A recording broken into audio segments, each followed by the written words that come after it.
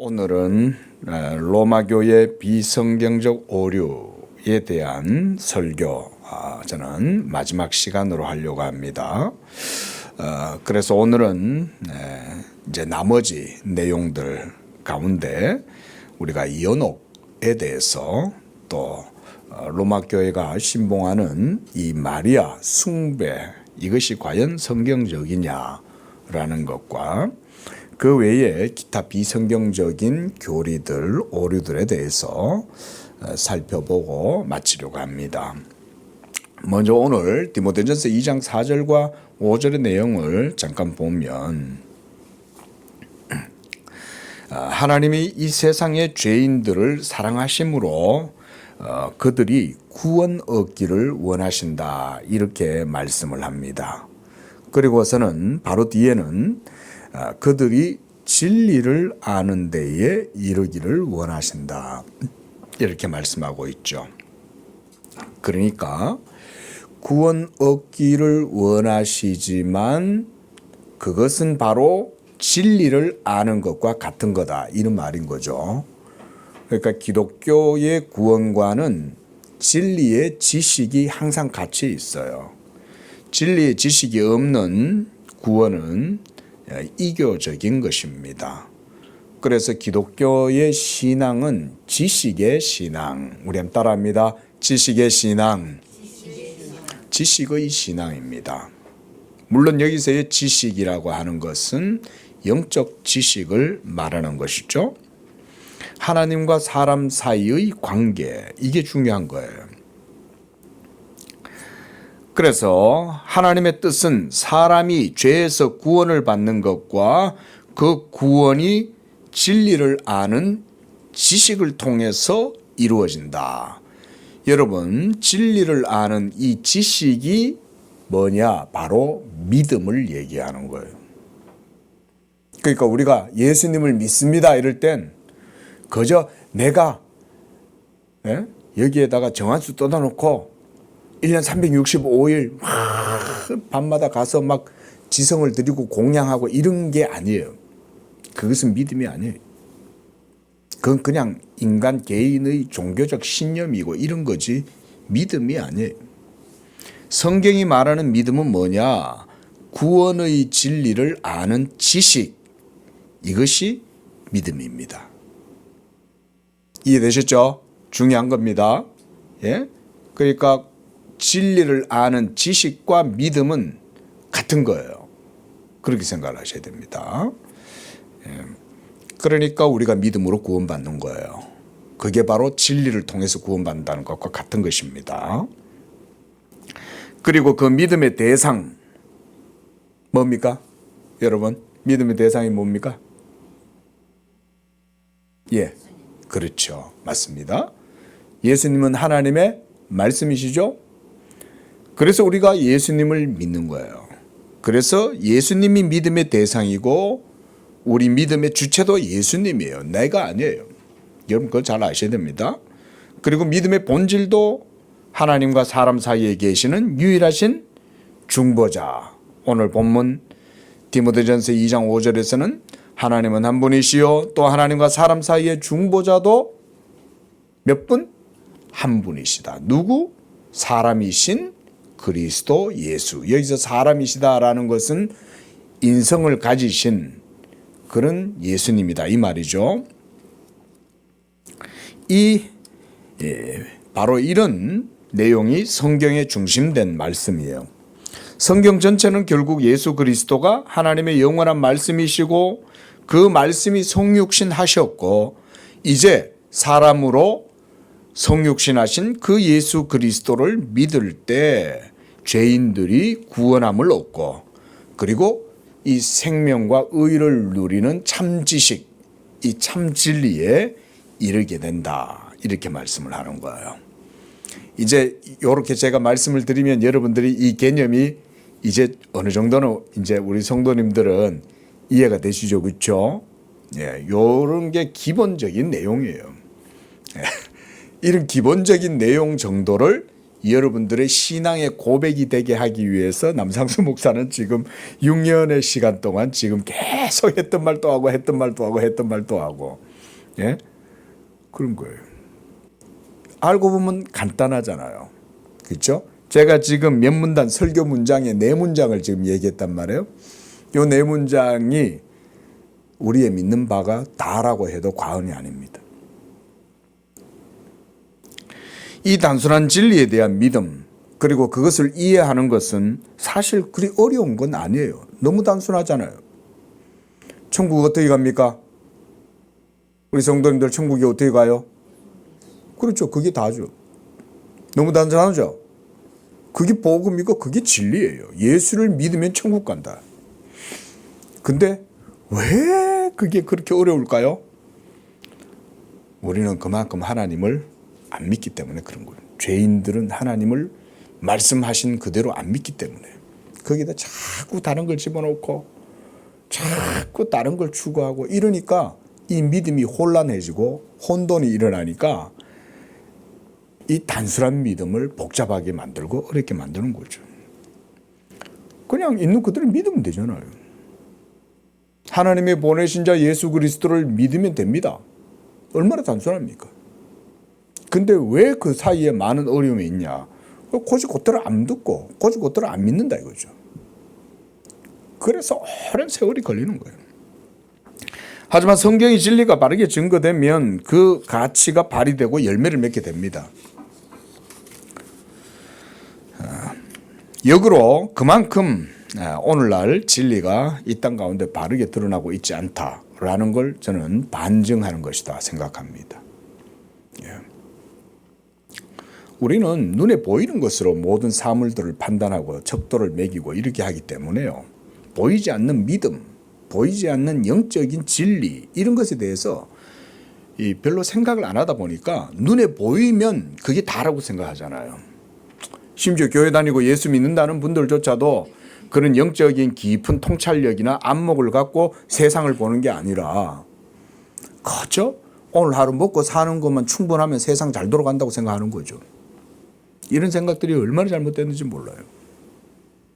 여러분 모든 것에 사실은 보이지 않는 영적 세계 하나님이 사실은 우리의 삶의 중심이고 우리는 성경을 그렇게 믿잖아요.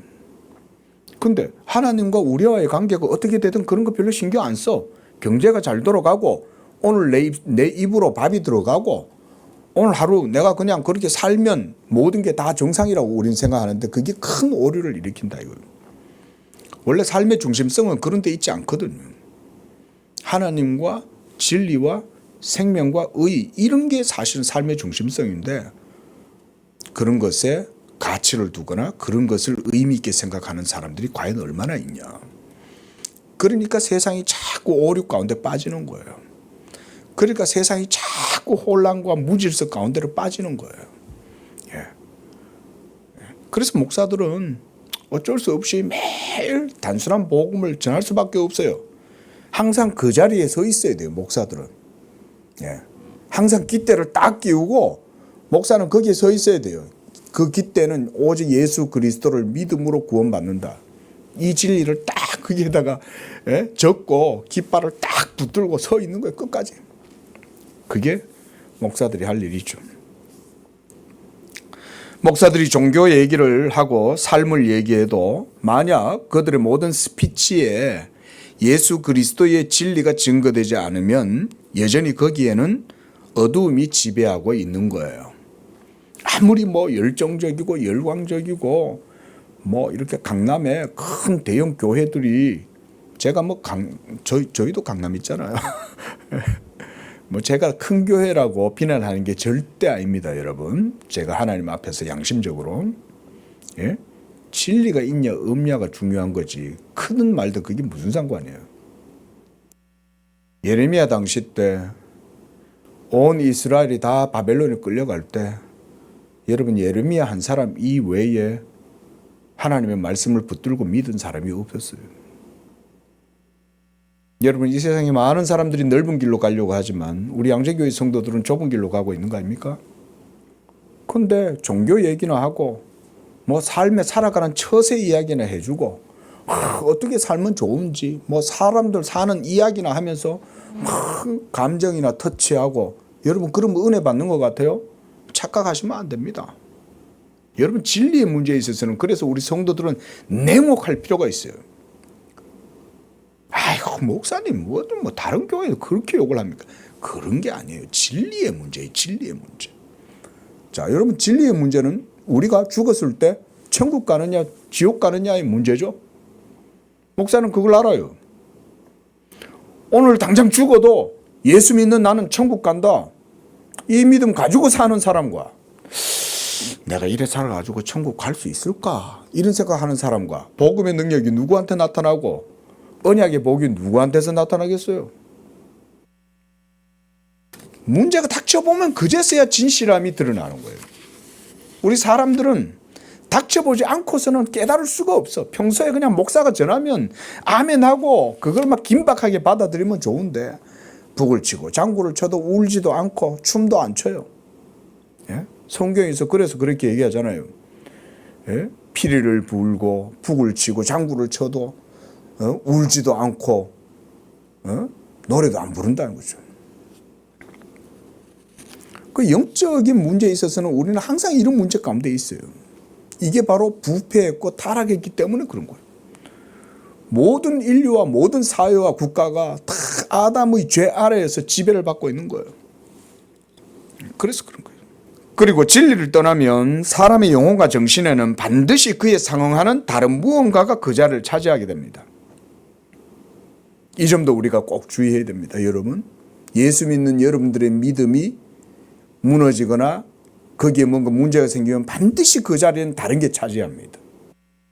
그냥 사탄이 좀 요즘 뭐 신앙생활 별로 제대로 안 하네 이러고 그냥 가만히 있는 게 아니에요. 옳다거니 하고 들어오는 거예요.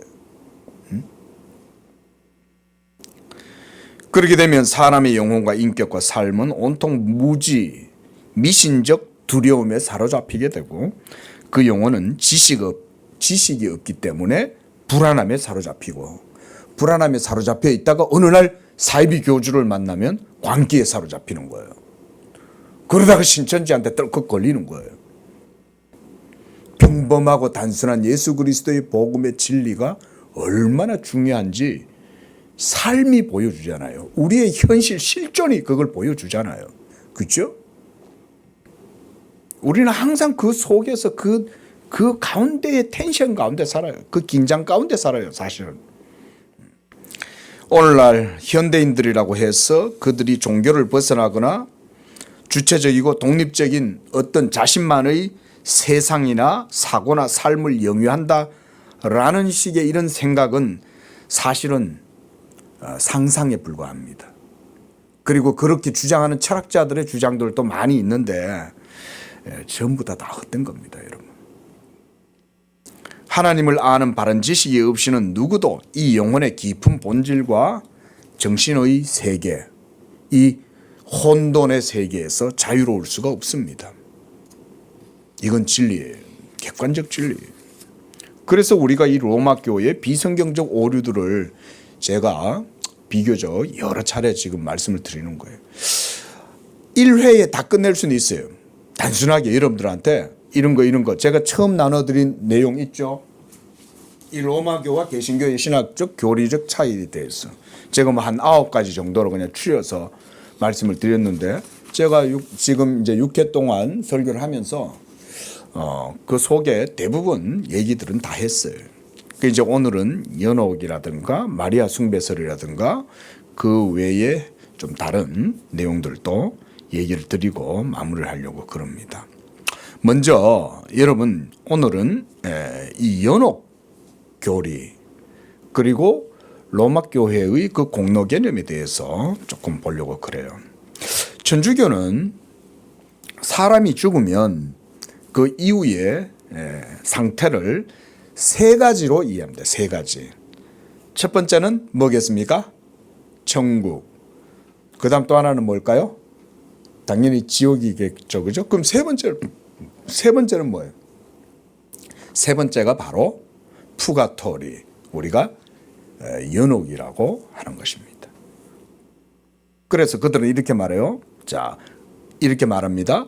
은총 중에 죽어 더 이상의 정화가 필요하지 않는 사람은 죽자마자 천국에 들어가고 은총 상태에서 죽었지만 약간의 소재가 있어서 정화가 필요한 사람은 그 정화가 끝날 때까지는 천국에 있지 않고 어디 가냐면 연옥에 가는 거예요. 그리고 그 연옥에서 정화가 끝난 후에야 그 사람은 천국에 들어간다 이렇게 말해요. 그리고 되죄, 큰 죄가 있어요. 소죄가 아니고 큰 죄. 이런 죄를 짓고 죽은 사람은 죽자 말자 끝없는 벌을 받기 시작한다. 이게 로마 교회가 규정한 교리적 가르침이다. 이렇게 말해요. 이 로마 교회에서 규정한 거예요. 자, 제가 말씀드렸잖아요. 우리가 앞에서 로마 교회는 성경만 믿는 게 아니라 성경과 함께 뭐도 같이 믿는다? 전승도 같이 믿어요. 전승이란 말은 외경을 포함해서 그냥 사람들 속에 떠도는 이야기들 있죠. 이런 것들까지 같이 다 포함하는 거예요. 그러면 여러분 진리가 희석이 되잖아요. 그래서 많은 오류가 생겨나는 거예요. 자, 바로 이런 식의 사후 상태. 그런데 여러분 성경을 우리 성도님들은 많이 읽으시잖아요. 그렇죠? 우리가 새벽에도 늘 성경 통독을 하고 지금 성경을 벌써 몇 독 했지 않습니까? 근데 그렇게 성경을 읽으시는 동안 성경 어디에 연옥이란 게 있었습니까? 어디에도 없죠. 그렇죠? 그러니까 그게 어디서 나왔겠어요? 그런 것들이. 그리고 보세요. 예수 믿는 자들도 완전한 믿음과 또 연옥에 남아서 죄책을 더 당하고 죄값을 치르고 나서야 천국에 들어갈 수 있다. 이런 식의 교훈을 주장하는 거예요. 자, 이런 교훈들 복음입니까? 성경이 진리입니까? 여러분 사람이 어떤 연옥이라는 곳에 가가지고 자기의 남은 그 죄를 씻어내기 위해서 불로 정화를 당하고 고통을 당한 다음 그래서 죄책을 모두 다 치르고 죄값을 치른 다음 그 행위로 이제는 연옥에서 천국에 들어간다. 여러분 이런 식으로 믿냐 이거요. 자, 예수님은 십자가에서 우리를 위해서 완전한 구속을 이루셨어요? 못 이루셨어요? 아직 뭔가 좀 남아 있습니까? 없죠, 그렇죠? 그래서 히브리서 9장 27절에서는 한 번 죽는 것은 사람에게 정하신 것이요 그 후에는 영원한 하나님의 심판만이 있다 이렇게 말하죠. 그 중간 상태는 없습니다. 그래서 그들은 구원의 여부도 내가 이 땅에서 예수를 믿지만 구원의 확신을 갖지 못한다고 봐요. 그런데 목사는 여러분들한테 날마다 뭘 확인합니까? 구원의 확신을 갖고 있습니까? 이거 확인하죠. 근데 그 구원의 확신의 기초와 근거는 뭡니까? 내가 잘 열심히 기도하고 열심히 선행과 공로를 쌓고 이겁니까? 아니면은 그 모든 걸 다 부인하고 미워하고 예수님을 믿는다. 이 둘 중 어느 거예요? 예수 믿는 거죠. 그죠? 목사는 여러분들이 선행을 하고 있습니까? 공로를 하고 있습니까? 이거 확인하지 않아요. 오히려 뭐라 그럽니까? 그런 걸 전부 다 미워하세요. 그런 걸 전부 다 부인하세요.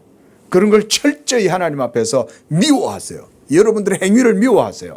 여러분들의 의를 부인하세요. 이렇게 얘기하고 오직 여러분들의 의는 예수밖에 없습니다. 이런 얘기 하잖아요. 그리고 그렇게 예수 믿는 여러분들의 믿음과 고백은 벌써 구원을 받았다라고 그렇게 선언을 하죠. 근데 로마 교회는 그렇게 얘기 안 해요. 왠지 아세요? 행위가 쌓여야 공덕이 쌓여야 그 연옥에서 죄를 떨고 천국에 들어갈 수 있다고 얘기를 하니까 결국 믿음의 행위, 믿음으로 구원입니까? 행위로 구원입니까? 그게 핵심이에요. 그게 핵심이에요. 결국은 행위로 구원을 추구하는 거예요. 연옥의 개념도 거기서 생겨난 거예요. 그리고 연옥은 천국에 들어가는 자들이 천국에 들어가기에 합당한 상태가 되기 위해 불로 정결하게 되는 이 기간입니다. 그래서 고통을 당하고 죄값을 치르고 나서 천국에 들어가요. 이게 얼마나 이교적인 생각이에요. 자, 여러분 우리의 죄값과 우리의 율법에 대한 하나님 앞에서 율법에 대한 저주와 형벌을 누가 대신 다 당하셨어요? 예수님이 율법에 대하여 우리를 대신하여 속죄를 다 이루셨죠. 자기의 몸으로. 할렐루야. 우리는 그걸 믿는 거죠. 근데 이런 식으로 완전히 비성경적일 뿐 아니라 복음 진리를 완전히 뒤집어 놓는 이런 식의 주장을 하고 있는 거예요. 그래서 더욱 진실하게 믿는 자들은 땅 위에서 그들의 공로와 선행에 따라 천국에 들어가지만 대충 믿고 어지중간한 믿음 갖고 있고 믿는 둥 마는 둥 하다가 교회는 다녔어. 이런 사람들은 그냥 천국에 못 들어가. 그 어디 가냐? 중간에 연호위 가는 거예요. 연호위 가가지고 그것을 막 불로 고통을 당하면서 그 고통을 당함으로 자기 죄책을 씻는다고 생각하는 거예요. 여러분, 이게 불교에서 하는 거나 이방 종교에서 하는 거나 다를 바가 뭐가 있어요? 이런 식으로 공로를 조장하고 사람들을 믿게 하면 사람들은 어떻게 하겠어요? 이 연옥교리가 그래서 면죄부하고 아주 잘 들어맞은 거예요. 면죄부는 신도들이 자기 주머니 털어가지고 헌금함에다가 돈을 넣고 그래서 그 돈을 넣으면 교회가 이 면죄부를 써주는 거 아니에요? 당신 죄 사함 받았어. 이게 사기꾼들이지. 여러분, 사람의 영혼의 구원을 돈으로 어떻게 해요? 근데 버젓이 로마교가 그렇게 한 거죠. 제가 오늘날 여러분 헌금 많이 하셔야 천국 갑니다로 얘기하면 여러분 지금 드리는 헌금 정도 갖고 되겠어요? 네? 안 그래요? 제가 전에도 잠깐 말씀드렸다시피 죄를 사하는 사람은 하나님이 아니라 사람이 하는 거예요. 교황이 하고 사제들이 해요. 그 이제 면죄부를 적어주잖아요, 그죠? 아, 당신 죄 사함 받아서 이 증서를 써주는 거예요. 자, 보세요, 여러분. 얼마나 이 오류가 정말 잘못됐냐면 교황이 죄를 사해주는 권세가 있다고 말한다 그랬죠. 그렇죠? 교황 무엇을 주장했다 그랬어요, 로마 교회는. 그리고 교황의 권세가 있어. 그래서 죄 사하는 권세까지 교황이 가지고 있어요.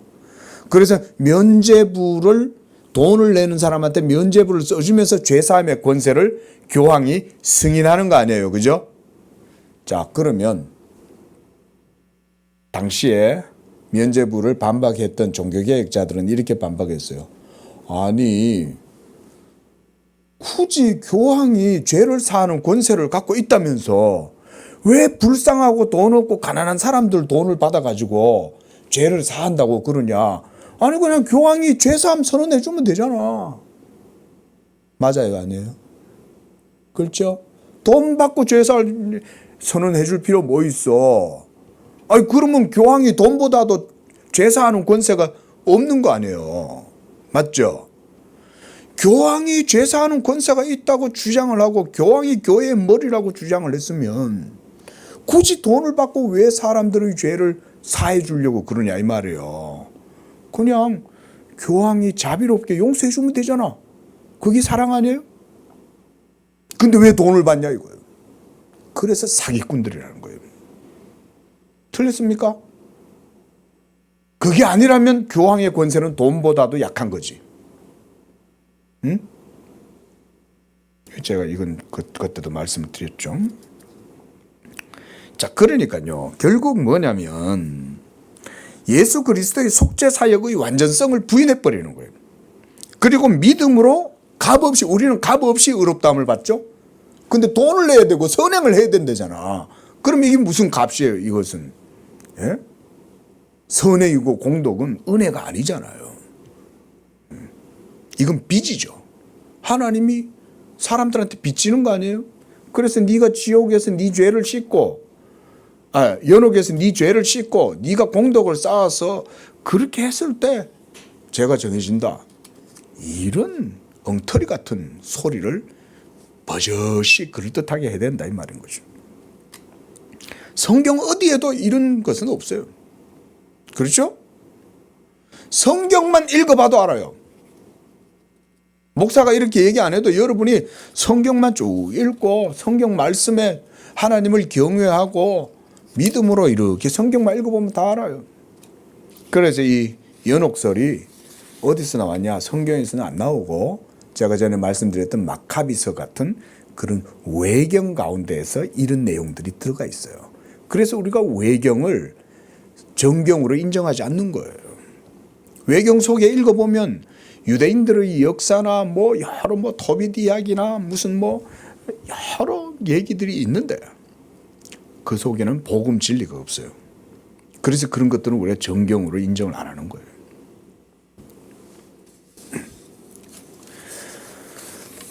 초대교회 교부들은 연옥, 그러니까 죽은 이후에 그 어떤 중간 상태가 있다라고 생각하지 않았습니다. 교부들 누구도 그렇게 보지 않아요.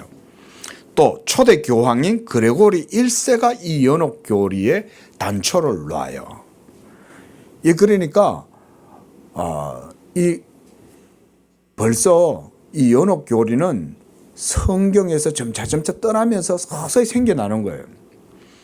그래서 파라다이스, 제가 예전에 어떤 분이 그러는 거예요. 사람이 죽으면 파라다이스 간다는 거예요. 파라다이스가 천국입니다. 이랬더니 천국이 아니라 연옥이라고 생각하고 있는 거예요. 여러분, 그건 잘못된 이해입니다. 원래 파라다이스라는 말은 천국이라는 말, 낙원이란, 우리나라에서 낙원이다 이런 말을 하잖아요. 그 낙원이 여러분 천국입니다. 낙원을 천국이라고 그러는 거예요. 네가 오늘 나와 함께 낙원에 있으리라 그랬잖아요. 근데 연옥이란 말을 그때 그레고리가 쓰는 거예요. 푸가토리를. 그런데 연옥이란 것도 없고 연옥설을 주장하는 논리는 복음 진리와 교리를 정면으로 반대하고 있습니다. 그래서 연옥설은 인간의 행위와 선행과 공로에 의해 천국 간다고 하는 이런 비성경적이고 이단적인 교리예요. 그래서 히브리서 10장에 보면 이런 말씀이 있습니다. 이 구원의 확실함을 예수님이 자신의 사역을 통해서 완전하게 이루셨다. 예수 그리스도의 몸을 단번에 들이심으로 단 한 번, 그것으로 끝나는 거예요. 그래서 우리가 거룩함을 얻었노라 이렇게 말해요. 또 히브리서 10장 12절에서는 오직 그리스도는 죄를 위하여 한 영원한 제사를 하나님께 드리고, 또 14절에서는 한 번의 제사로 at once, 단 한 번의 제사로 영원히 온전하게 하셨다. 그러니까 그리스도의 속죄 사역의 완전성은 누가 거기에 뭔가 더하거나 이렇게 할 필요가 없어요. 그리고 우리가 뭔가를 행위를 거기다 덧붙여 가지고 구원을 완성한다는 식의 개념은 없어요, 성경에는. 그건 복음이 아니에요. 그래서 우리가 이러한 연옥의 교리를 전혀 근거 없는 그냥 인간들이 만들어내는 거예요. 또 교황이나 사제들이 도와주고 사제들이 중보해주고 사제들의 잉여 공로를 통해서 신도들이 구원을 받도록 해주겠다 이렇게 또 생각해요. 그러니 지가 그냥 십자가에서 죽지 뭘 지가 대신해줘. 자기도 다 죄인이면서. 완전 사기죠. 어때요? 이렇게 복음을 여러분들이 들으니까 로마 교회는 예전에는 신부님들 수녀님들 참 단아하게 사제복 입고 수녀복 입고 묵주 돌리면서 참 성결해 보인다 싶었죠. 여러분 그 이면을 들여다봐야 돼요. 자, 두 번째로 이제 마리아 숭배 사상에 대해서 좀 보도록 하겠습니다. 이들이 주장하는 마리아 숭배 사상은 한 5가지 정도가 됩니다. 그렇게 요약을 할 수 있겠어요. 먼저 마리아는 평생 동정녀로 살았다.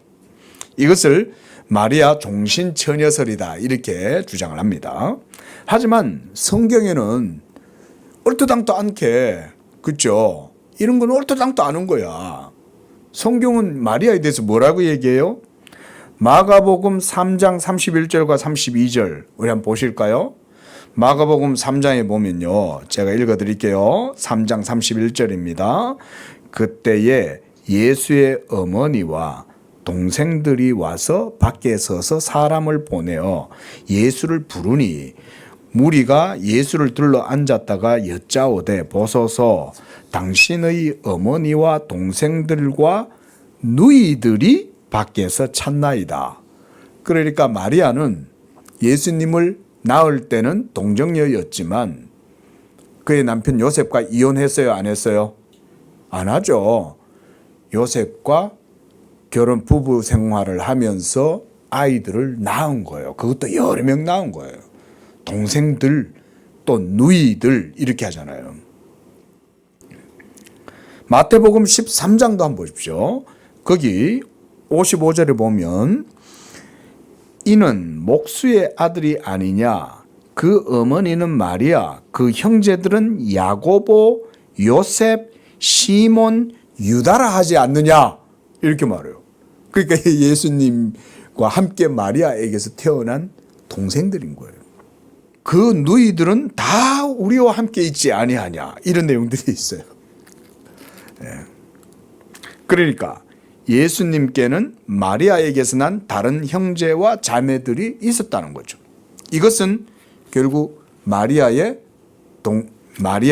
종신처녀설, 평생 동정설을 부정하는 거죠.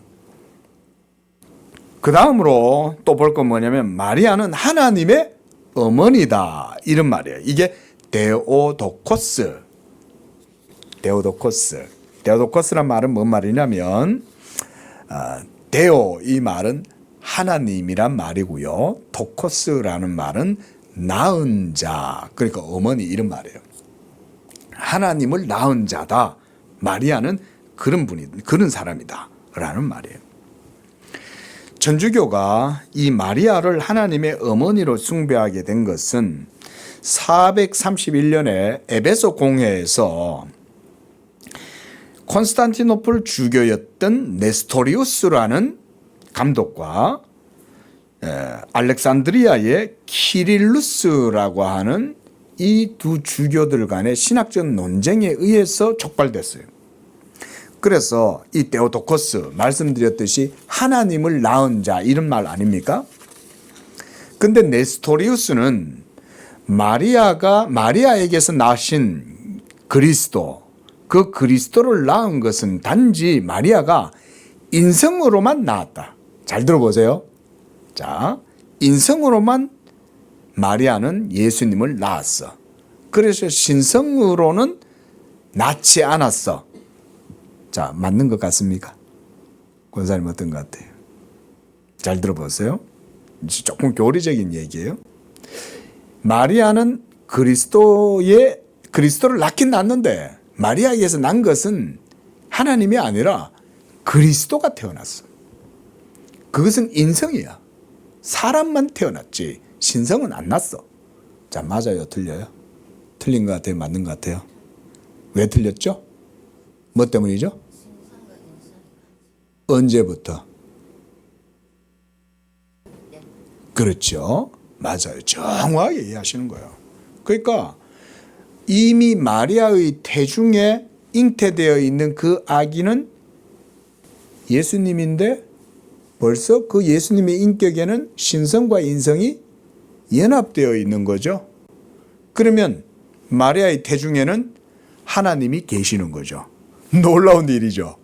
예? 하나님이 계시는 거예요. 그래서 엘리사벳이 마리아가 문안 인사하러 오는 것을 들었을 때 엘리사벳이 성령에 감동이 돼가지고 이 마리아를 향해서 뭐라고 얘기를 하냐면 내 주의 어머니가 내게 나온다 이렇게 말을 해요. 내 주의 어머니가 내게 오니 이게 어찌된 일이냐? 맞죠? 어찌된 일이죠. 어찌된 일이냐죠 진짜로. 어? 아니 그냥 마리아는 사촌 여동생이에요. 근데 그녀가 그리스도를 잉태하고 오는데 그 그리스도는 하나님이시다 이 말 아니에요? 그러니까 내 주의 어머니가 내게 나온다 이렇게 말을 하는 거죠. 근데 이 네스토리우스는 이 마리아를 향해서 그리스도 토코스다 이렇게 말했어요. 데오도코스가 아니라 그리스도를 낳은 자다 이렇게 주장을 한 거예요. 근데 키릴루스가 가만히 들어보니까 그거 아닌데? 벌써 그 태중에 있는 아기는 인성만 있는 게 아니라 신성이 그 아기의 인격 가운데 연합되어 있는 거야. 그래서 그는 하나님이야. 예수님은 아기 예수 태중에 있는 그 아기는 하나님이야. 이렇게 이제 본 거예요. 자, 여기에 바로 그 신성과 인성에 대한 이해가 여기에서 이제 촉발된 거예요. 보세요. 네스토리우스는 마리아가 인간 예수를 낳은 어머니지 하나님의 어머니가 아니다라고 봤는데, 이는 그리스도의 신성과 인성을 한 인격 안에서 연합된 상태로 이해하지 않고 분리시켰기 때문에 마리아에게서 난 예수는 단지 인성으로만 나셨다, 이렇게 본 거예요. 그리고 하나님이 아닌 그리스도다. 그리스도란 말은 그냥 구원자다, 이런 말이잖아요.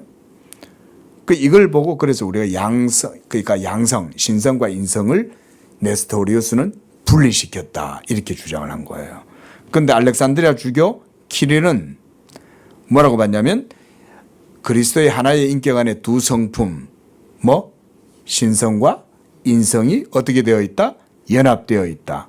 그래서 마리아가 낳은 자는 이 연합된 한 인격, 바로 신성과 인성이 연합된 하나님이라고 본 거예요. 중요하죠, 그죠? 이 논쟁이 에베소 공회에서 다루어지면서 결국 이 네스토리우스가 이단으로 정죄를 받고 파문을 당하고, 그래서 이 그리스도의 신성과 인성, 기독론 교리가 여기에서 확정이 됩니다. 그래서 이렇게 마리아를 교리적으로는 하나님의 어머니로 이해를 했는데, 그런데 이것을 로마 교회가 이 표현을 교리적 이해 맥락에서 이해하지 않고 이 마리아를 숭배하고 신성화하는데 근거로 사용한 거예요. 이게 잘못된 거예요. 그냥 교리적으로 말하면 마리아에게서 나신 자는 하나님이니까 그 하나님을 낳은 게 마리아인 것은 맞아요. 그렇다고 해서 그것 때문에 마리아를 그 이상으로 신성시한다든지 이렇게 하는 건 전혀 성경의 의도가 아닙니다. 그렇죠? 그래서 이것이 잘못된 거예요. 다음으로 세 번째는 마리아는 원죄에 물들지 않았다. 이걸 뭐라고 얘기하면 무염시태다, 이렇게 말해요. 로마 교회에서 무염시태. 그러니까 오염되지 않았다, 이 말이에요. 오염되지 않은 가운데에 그리스도를 잉태했다, 이렇게 주장을 합니다. 왜 이렇게 주장할까요? 그것은 하나님이 그리스도를 깨끗하게 잉태하기 위해서 마리아에게는 특별한 은총을 베풀었다, 또 이렇게 주장을 하는 거예요. 엘리사벳도 세례 요한을 잉태하고 출산했지만 예수님을 동정녀 상태에서 잉태했을 때 그 마리아는 전혀 아담의 죄에서 조금도 오염되지 않았다, 이렇게 보는 거 아닙니까? 그런데 로마서 3장 23절을 보면 모든 사람이 죄를 범하였음에 하나님의 영광에 이르지 못했다. 이 모든 사람 가운데 마리아도 포함됐을까요? 안 돼 있을까요? 포함되어 있죠. 또 누가복음 1장 47절을 보면 마리아는 이렇게 말합니다.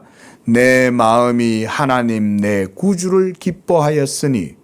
그러니까 마리아에게도 구주가 필요하다는 말이에요, 안 하단 말이에요? 구주가 필요하다는 말이죠. 또 바로 다음 1장 48절을 보면 그 여종의 비천함을 돌보셨다. 마리아는 자신을 비천한 여종이라고 이렇게 말해요, 하나님 앞에. 마리아는 그래서 아담의 후손으로 원자 가운데 났고, 하나님이 이 그녀를 통해서 메시아를 잉태하게 하고 그녀에게 나게 하셨다는 사실이 중요하고, 마리아가 죄가 있느냐 없느냐 그 자체는 성경이 거기에 대해서는 중요하게 얘기하지 않아요. 여러분 생각해 보세요. 이 세상에 그리스도가 오셨다는 사실 자체도 어떻게 보면 비슷하죠. 그리스도는 어떻게 오십니까? 언약의 계보를 통해 가지고 역사의 속에 찾아 들어오시죠, 그죠? 그리고 결국 그것은 마리아의 태에서 결정체가 맺혔죠. 그러면 이 죄 많은 세상 속에 예수님이 오시고 태어나신 거 아니에요? 그것도 크게 보면 마리아의 태에서 나는 것과 다를 바 없죠. 그렇게 보면. 물론 그리스도의 몸은 마리아의 몸을 통해서 몸이 만들어진 거지만, 그러니까 이 마리아의 무염시태설은 비성경적인 거예요. 또 마리아는 그들은 평생 죄 없는 삶을 살았다고 말합니다. 자, 죄 없는 삶을 살려면 원죄도 없어야 돼요. 그죠? 원죄가 없고 무음하기 때문에 자범죄도 없는 거예요. 이 모든 것들이 다 그릇된 주장들이다. 또 마지막으로 마리아는 사망 후에 사망 후에 그대로 부활해가지고 승천했다. 이거를 몽소승천 또는 피승천 이렇게 부활승천설을 이렇게 주장해요. 그래서 마리아가 죽은 후에 몸과 영혼이 하늘로 올라갔다고 이렇게 말하는데 이것 또한 성경 어디에도 내용이 없죠. 그럼 이거 어디서 나왔을까요? 이것도 무슨 전래, 전승 이런 데서 취하는 거예요. 그 어디 풍문으로 떠돌아다니는 이야기를 탁 잡아가지고 그냥 주장한 거예요. 성경 어디에도 마리아의 죽음이나 승천에 대한 언급은 전혀 없습니다. 그런데 로마 교황 비오 12세가 1950년 12월 1일 날 이거를 딱 주장하면서 마리아가 죽은 지 사흘 만에 부활 승천해서 하늘 여왕으로 되관식을 했다. 이렇게 1950년 12월 1일 날 주장을 한 거예요. 그래서 그게 사실이 된 거예요. 이게 로마 교회입니다, 여러분. 자, 그러나 마리아는 다른 신자들과 동일하게 죽음의 부활을 기다리는 한 성도였습니다. 마리아도 여러분 자기의 몸에서 난 아들 아들 예수라 할지라도 마리아도 그 예수님을 믿는 믿음으로 구원받아요. 그래서 마리아는 사도 요한이 이제 에베소에서 이 사도 요한이 계속 예수님의 부탁에 의해서 예수님이 돌아가시기 전에 죽으시기 전에 그 어머니 마리아를 이렇게 보시고 요한한테 마리아를 좀 돌봐달라고 부탁을 하시잖아요. 성경에 보면. 그래서 이 사도 요한이 죽을 때까지 이 마리아를 봉양하고 살아요. 에베소에서 모시고 살았다 그래요. 그리고 요한은 그래서 가장 늦게 죽어요. 사도 중에 95살에 돌아가시죠. 사도 요한이 반모섬에 가서 요한계시록도 쓰고 이러면서 그 전에 벌써 마리아는 미리 임종했겠죠. 임종했는데 그 어간에 어디에도 마리아가 부활해서 승천했다는 얘기는 없어요. 그리 전부 다 흙으로 짜여져 있는 거예요. 로마 교회가. 여러분 이쯤 되면 이제 여러분 윤곽이 뚜렷하게 드러나죠, 그죠? 자, 그래서 마리아에 대한 천주교는 어떻게 마리아를 신봉하느냐면 마리아는 은총의 중재자다 이렇게까지 주장합니다. 또 마리아는 기도의 중보자다 이렇게 주장하고요. 그리고 마리아는 구원의 어머니다 이렇게 주장합니다. 이게 로마 교회가 그래서 마리아 숭배설이 이렇게 잘못된 거예요. 자, 여러분 마리아가 은총의 중재자입니까? 성경 어디에도 그런 게 없죠. 그런데 천주교 교황 베네딕토 15세와 비오 12세는 마리아를 일컬어서 모든 은총의 중재자다. 교황이 이렇게 교령으로 선언을 한 거예요. 여러분 교황이 그렇게 선언한다고 해서 그게 진리가 됩니까? 이렇게 무단으로 무법하게 성경의 진리를 저들 마음대로 교황이 바뀔 때마다 그냥 막 주장하는 거예요. 자기가 교황이랍시고 뭐 한 가지 하고 싶으니까 또 주장하고 이러는 거죠. 그러니까 진리에 거짓말이 덧붙여져 가지고 플러스 알파가 된 거예요. 그러나 성경 어디에도 오직 예수 그리스도만이 하나님과 사람 사이에 유일한 중보자다. 오늘 우리가 읽은 말씀이 그거죠. 하나님과 사람 사이에 다른 이름을 주신 일이 없다. 우리가 지난주에 사도행전 4장 12절에 봤죠. 그리고 예수님은 뭐라 그래요? 내가 곧 길이요 진리요 생명이니 예수로 말미암지 않고는 아버지께로 갈 자가 없다 그랬어요. 그래서 마리아를 은총의 중재자로 삼는 것은 그 자체가 명백히 성경과 복음의 진리를 거스르고 뒤집는 거예요. 그러니까 이 반기독교적인 거예요, 여러분. 그래서 중세의 종교개혁자들은 로마 교회를 그래서 적그리스도라고 그랬던 거예요. 적그리스도다. 이 정도 되면 적그리스도죠. 완전히 성경과 그리스도를 대적하고 진리를 거스르는 거 아니에요. 그리고 그들은 또한 기도도 마리아를 통해서 합니다. 그래서 마리아가 심지어 우리를 위해서 기도할 때 그 기도가 효과를 발휘하고, 또 그래서 마리아한테 우리를 위해서 빌어주소서 이렇게 하는 거예요. 그래서 이 성모송 노래, 성모 노래, 기도문에 이런 내용이 있어요. 성모 마리아여, 지금도 죽을 때에 저희 죄인을 위하여 빌어주소서, 이렇게 노래해요. 이게 노래예요. 네. 여러분, 아베 마리아, 뭐 이런 거 노래도 많이 있죠, 그렇죠? 조수미 부르는 노래도 있고, 그렇죠? 아베 마리아 많이 불러요. 근데 여러분, 그 아베 마리아, 그게 뭔 말이냐면 안녕하세요 마리아, 뭐 이런 의미입니다. 좀 정식적으로 말을 해보면 마리아여 평안하십니까, 이런 말이에요. 이게 어디에서 나왔냐면 누가복음 1장 28절에서 나와요. 이게 그때 천사가 처녀 마리아에게 딱 나타나서 처음 했던 말이 뭡니까? 마리아야 평안할지어다, 이렇게 말했죠, 천사가. 그 소리를 듣고 마리아가 깜짝 놀라죠. 이 뭐지? 누구지? 이렇게 하면서 놀라잖아요. 그때 천사가 했던 말에서 이 아베 마리아가 유래를 했습니다. 이 아베 마리아는 라틴어예요. 그래서 아베 그라티아 플레나 도미누스 테쿰, 아베 은총이 가득하신 이여 주님께서 그대와 함께 하시도다. 이게 천사가 했던 말이잖아요. 근데 이거를 라틴어 성경에서 따와서 아베 마리아가 로마 교회 내에서 마리아 숭배와 함께 이게 사용된 거예요. 그래서 노래 있죠. 아베 마리아, 많이 들어보셨죠? 이게 거기서 나온 거예요. 다 이게 성모송이에요. 성모송. 마리아를 높이고 찬양하는 거예요. 하지만 성경은 성도가 마리아 또는 성인, 이런 사제, 이런 자들을 통하지 않고 오직 예수 그리스도께서 직접 우리는 기도하죠, 그렇죠? 그리고 예수님의 이름으로 기도합니다. 그래서 예수님도 요한복음 14장 13절에서 이렇게 말씀했습니다. 너희가 내 이름으로 무엇이든지 구하면 내가 시행하리니, 이렇게 얘기하잖아요. 예수님의 이름으로 구하라고 얘기하지, 그 중간에 성인들을 집어넣는다든지 마리아를 집어넣는다든지 성경은 어디에도 그런 게 없어요. 기도는 오직 성도는 마리아나 성인들을 통하지 않고 하나님께 직접적으로 해요. 여러분들 교회를 다니시더라도 목사가 여러분들을 위해서 중보하지 않습니다. 그래서 우리 한국 교회가 뭐 연말만 되면 신년 되었다고 목사님들이 막 안수식 하잖아요. 그것도 별로 비성경적이에요, 사실.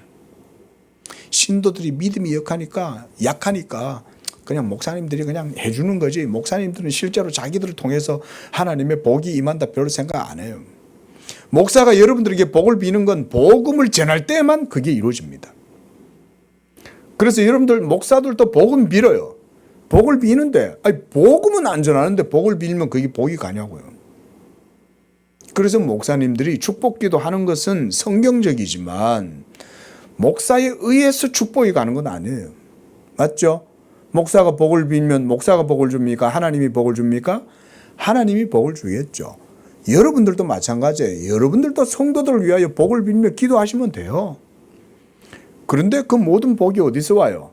예수 그리스도의 복음의 은총 가운데 우리에게 복이 주어지는 거 아닙니까? 그렇죠? 그래서 이런 이해들이 있어야 된다. 자, 그 다음 세 번째로 이 마리아 숭배설 가운데 이 마리아를 구원의 어머니라고 봐요, 로마 교회는. 이게 요한 바오로 2세가 마리아를 구원의 어머니로 이렇게 칭하면서 예수 그리스도 구원 사역에 마리아도 동참한다, 이렇게 주장을 한 거예요. 그래서 마리아를 교회의 어머니라고 말해요. 그게 아니죠. 마리아는 그냥 교회의 한 회원이에요. 마리아는. 근데 왜 교회 어머니가 돼버린 거예요? 그리고 무엇보다 교회를 위해서 중개하는 중재자다 이렇게 말해요. 그래서 그들은 예수님을 안 믿는다고 말은 안 합니다. 예수님을 믿는다고 말은 하는데 그런 마리아가 뭐 하냐면 예수님과 교회 사이에서 중재해 주는 거예요. 중간에서. 그래서 그들은 그러니까 그들 말로 전구자 이런 말이에요. 전구자. 전구자는 말은 전달해 주고 대신 기도해 준다 이런 말이에요. 그래서 이걸 영어로는 인터세서라고 그래요. 그런데 예수님은 인터세서가 아니라 중보자죠. 그죠? 하나님과 사람 사이의 유일한 중보자. 이걸 그래서 영어로는 메디에이터라고 그럽니다. 그런데 이 전구자 대신 기도해 주는 거 이게 누구냐?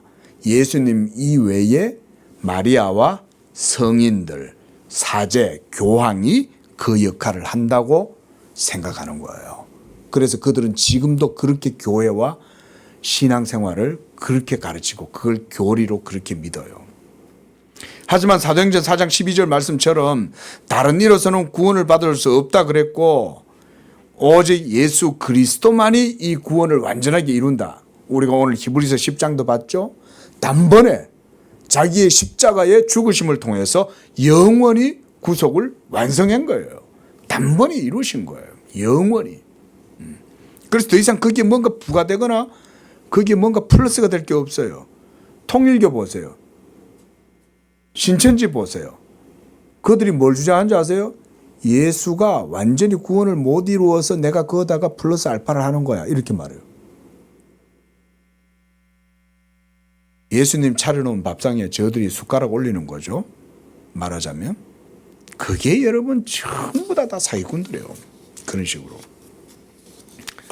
자, 그리고 이번에는 이제 마지막으로요, 간단하게 이 가톨릭 교회의 미신적 행위들과 도구들, 제가 이런 것까지는 구구하게 다 설명은 드리지 않겠고요. 어떤 게 있냐면 이런 거예요. 여러분 TV 같은 데 보면 가끔씩 성탄 미사나 뭐 이런 거 로마 캐톨릭 미사 하는 거 나오잖아요.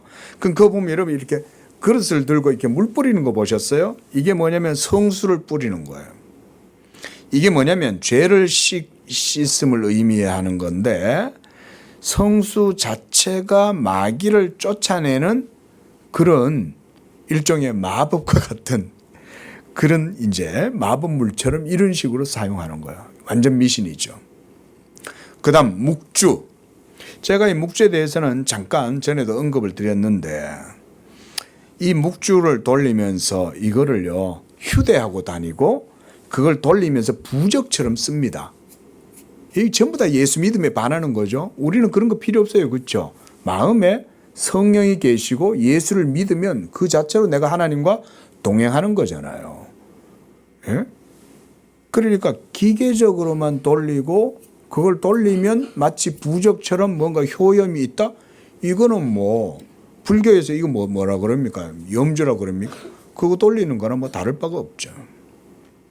또 성화상과 성물 이런 것들도 그 자체가 어떤 힘을 가지고 있다고 생각하는 것은 미신입니다. 하지만 로마 교회는 성화상을 굉장히 중요하게 여겨요. 그리고 성물들도 굉장히 귀하게 봅니다. 이런 것 자체가 전부 다 미신이에요. 또 촛불을 켜죠. 이것도 문제예요. 그래서 개신교회가 그런 걸 웬만하면 다 없애는 거예요. 성화도 없애고 성물 같은 거는 절대 뭐 무슨 성상, 성화 뭐 그다음에 음악조차도 그래서 이렇게 미사 진홍곡 있잖아요. 레퀴엠 진홍곡 같은 것들도 다 금지하죠. 또 성인 유물 사상 이런 것도 있습니다. 그러니까 예를 들어서 제가 예전에 그 이탈리아에 그 한번 그 암브로즈 교회에 한번 가봤더니 그 지하에 여전히 그 레오 교황 레오의 시신이 거기 안치가 돼 있어요. 암브로시우스 시신이라고 아직도 그것을 그러고 있는 거예요. 근데 우리뿐만 아니라 우리는 구경 갔는데 로마 교인들은 그거 와가지고 막 기도하고 그거 만지면서 막 그러고 있는 거예요. 그게 미신 행위죠. 그래서 성인 유물 사상 이런 것들을 숭배하는 거예요. 그 성인이 가지고 있는 어떤 옷이나 어떤 조각들을 가지고만 있어도 병이 낫는다고 생각하는 거죠. 여러분, 이 미신이 로마 교회에서 다 나와요. 어떤 메달이나 또 스카풀라 이런 것들을 가지고 있으면, 이걸 부착하고 있으면 사고를 피한다거나 애군이 떠나간다고 생각하는 거, 이게 뭐 부적하고 다를 바가 뭐 있어요. 똑같죠. 또 무엇보다 기도문 낭독하는 것. 여러분, 남묘호랑개교 있죠? 그 앉아서 뭐예요? 남묘호랑개교 이 소리만 해대죠. 그러면 복을 받고 애군이 떠나간다고 생각하죠. 이런 게 전부 다 비성경적이요 미신적 행위죠. 자, 결론적으로 우리가 좀 정리를 해보겠습니다. 자, 제가 뭐 한 6회 동안 로마 교회에 대한 내용들을 좀 많이 드렸는데, 말씀드렸듯이 종교를 폄훼하거나 다른 종교를 그냥 맹목적으로 비판하기 위해서 하는 게 아닙니다. 진리에 근거해서 예수 그리스도 복음 진리를 따라서 이 내용들이 잘못됐다는 걸 여러분들에게 말씀드린 거예요. 뭐가 중요합니까? 우리가 이런 내용들을 들으면서 복음의 진리, 예수 믿음으로 오직 믿음, 오직 말씀, 오직 은혜, 이 오직 예수 이외에는 구원함이 없다. 이것에 대해서 얘기를 하는 거죠. 그래서 제가 여러분들에게 좀 미흡하지만 나름대로 정리를 해서 여러분들에게 말씀을 드렸습니다. 자, 여러분, 로마 교회뿐 아니라 말씀드렸듯 이 세상의 모든 종교도 복음이 아닌 것들은 다 행위를 조건으로 걸어요. 특히 사이비 교회에 가면 갈수록 이건 훨씬 더 깊어, 농도가 진해요. 그래서 교주에게 충성맹세해야 복을 받는다고 말해요. 그건 거짓말이에요. 그건 거짓말이죠. 근데 이 복음의 단순한 진리만 가르쳐도 사람들이 안 걸려 넘어들겠죠. 우리 교회에서 이거 들은 분들은 안 속아요. 에? 뭐 열심히 해야 복 받고 구원 받는다고? 거짓말. 대부분 이렇게 나오면 되죠. 성경의 진리는 행위로, 내 열정으로, 내 어떤 공덕이나 선행으로 구원받는 게 아니라고 성경은 얘기하는데, 이 세상에 로마 교회뿐만 아니라 모든 종교가 다 똑같아요. 저 뭡니까? 이슬람도 마찬가지예요. 예? 이슬람, 마호메 교도 똑같아요. 다 행위가 있어야 돼요. 행위가. 이게 복음이 아닌 겁니다. 자, 이제 말씀을 여기서 마무리하고, 우리 양재교회와 또 우리 모든 성도님들은 이 하나님의 언약의 복이 예수 그리스도의 복음, 이 진리, 믿음으로 말미암아 의롭다함을 얻고 그것을 통해서 완전한 우리의 구원이 이루어진다는 것을 여러분들이 마음에 굳게 믿으시고, 이 복음의 은혜 안에서 모든 미신적 두려움을 떨쳐버리고 영적 자유함, 복음의 평안, 위로, 안식 누리시기를 축원을 드립니다. 예, 기도하겠습니다. 거룩하시고 자비로우신 하나님 아버지, 우리 양재교회가 이단 강좌를 통해서 우리 모든 성도들이 다시금 복음의 신앙 위에 굳건하게 세워지기 위하여 여러 가지 로마 교회를 통하여 비성경적인 것들을 말씀을 통해서 상고하였습니다. 하나님, 다른 이로서는 구원을 얻을 수 없고 오직 예수 그리스도만이 유일한 구원자시고, 하나님께서 믿음으로 말미암아 이 모든 세상의 죄인들을 구원해 가시는 줄로 믿습니다. 우리 성도들 이 복음의 확실한 진리 위에 서게 하시고 흔들리지 아니하는 믿음을 하나님 앞에 굳건하게 붙들고 오직 은혜에 감사하며 찬양하며 그 은혜 중심의 삶으로 하나님께 영광을 돌리고, 그래서 우리 성도들 흔들리지 아니하는 진리의 반석 위에 든든하게 세워지고 복음의 평안과 복음의 모든 충만한 복을 누리는 복된 삶이 되도록 역사하여 주시옵소서. 예수님의 이름으로 기도합니다. 아멘.